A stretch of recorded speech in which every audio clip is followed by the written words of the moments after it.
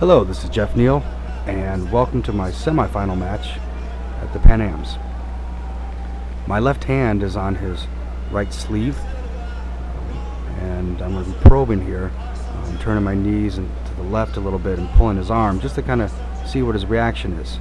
And once I can kind of find out how he wants to use his base, then I can try to exploit him. We banged heads there. Look at his right eye. You'll see blood pouring down.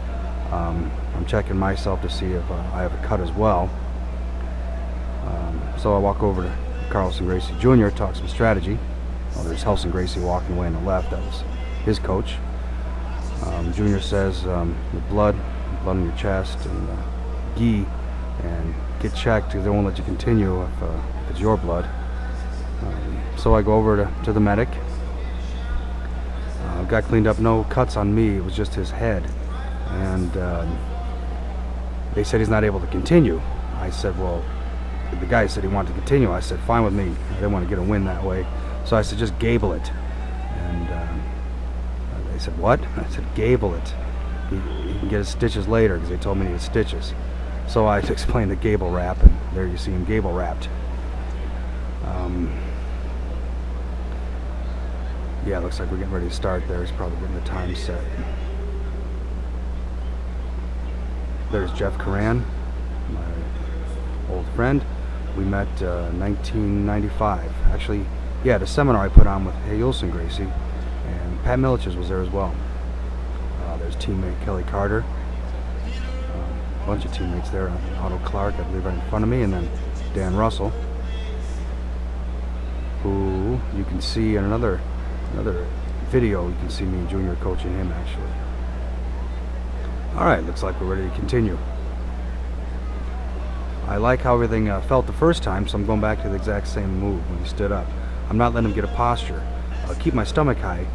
Keeps the pressure off my ankles. A lot of people think breaking the guard is pushing the legs, and that creates the pressure. Where you need to put the pressure is on the guy's ankles. Alright, so here I go. I have the grip again. I'm going to probe a little bit. Waiting, okay, feeling his base. Alright, there we go. His base was stronger on that sweep, so I'm going to switch to De La Riva guard. If anybody ever called it De La Riva guard around Carlson Gracie Sr., I would say, no De La Riva guard, Carlson guard. De La Riva, my student. So, Carlson guard or De La Riva guard. So, I want to adjust my grip. You see I reach under his calf with my right arm to hold, and I actually have his left wrist gripped with my right arm. That's going to allow me to get tighter pressure. And you see him putting his weight to the left. There we probe again for a sweep. His right arm got away just at the last second, and if you rewind, you'll see him post. That was a guaranteed sweep right there, but I had his base off, but he got that arm free and was able to put the counter on last second. So, close guard. I figure I'm going to break his base, not let him stand this time. I saw this guy burn through the guy before this match. Burned through the guy's guard, got to the side and arm barred him. Alright, so I started working the choke here, scissor choke. Bringing him in tight. The hands aren't deep enough, but I know through experience you don't give up a submission once you start it, and it's not on tight. You just probe and get a little deeper. Patience, extra inch, because I have him wrapped tight. My left leg has his right arm wrapped. I have his tricep like embedded into his ribs. If you look, you'll see his hand.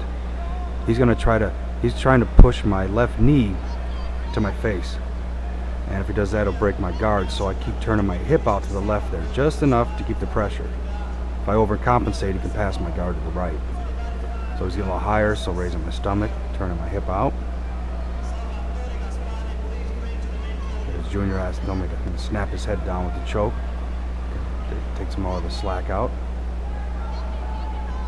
Right about here, he starts gurgling, and I knew the choke wasn't on deep enough, and I wasn't really even applying pressure to the trachea. And I knew that trick because it's one that I do quite often. Tip for you competitors out there: if a guy has the choke on and you start gurgling, typically he's gonna then put it all his strength into the choke, and if you can do it long enough, he'll start frying his arm. But I knew that he was playing that trick by gurgling, and I kept the arms there, and I figured, all right, I'll just sneak up a centimeter at a time and just try to get the choke deeper while he just starts that. Now what you're going to see here is some Academy Award-winning acting. I want to stay patient on this choke, and I don't want the ref to call me for stalling. So look at this face.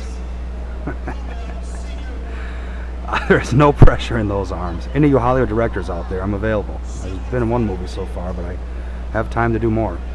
There it is. Look at that face. There is no pressure in my arms.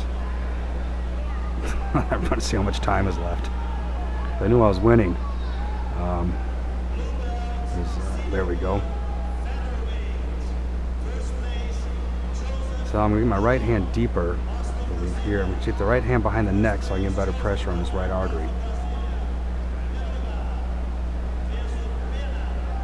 There, so pumping him in there a little bit.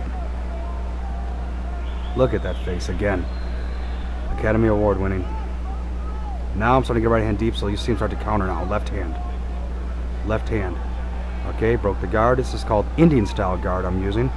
Not a very common guard. And the buzzer. He goes for the ankle. I just kind of wave him up. Hey, it rang. That's it. On to the gold medal match. If you look to my left, you'll see Carlson Gracie Jr. With Carlson Gracie.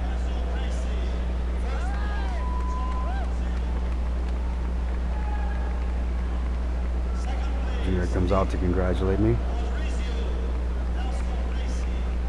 And Helson as well. Helson said that was the best match of the tournament so far. Very nice. And to say, there I'm talking to Junior, guaranteeing him a gold medal in the next match.